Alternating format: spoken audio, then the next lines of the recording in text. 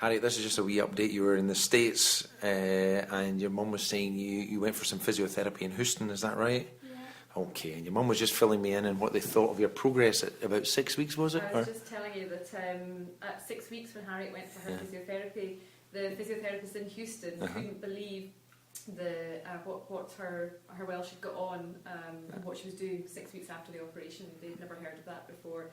And they actually didn't believe me. I told them they had to Google Professor Mackay and his website to find out more about the internal brace. Find out more about it, yeah. Excellent. Oh, I like the sound of that. Good. Great.